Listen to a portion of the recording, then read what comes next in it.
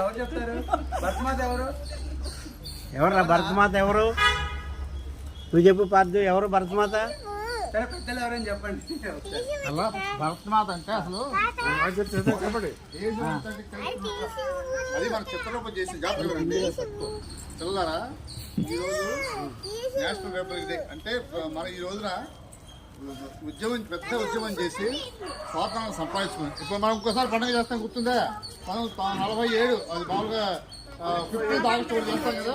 జాగ్రత్తగానండి, 15th August మనం చేస్తున్నాం కదా.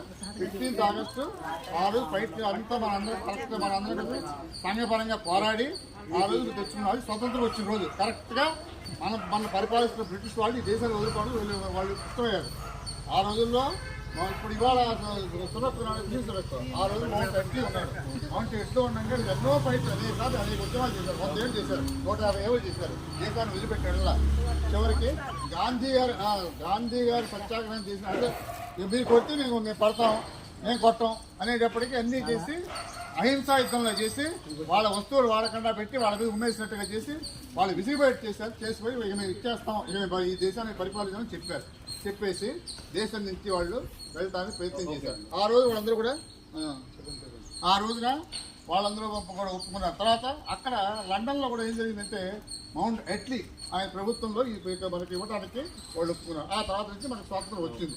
1947 ఆగస్టు 15 ఇచ్చారు. ఆ రోజు మనం స్వాతంత్రం వచ్చిన రోజు అందరూ స్వాతంత్రం కొట్టండి. ఆ రోజు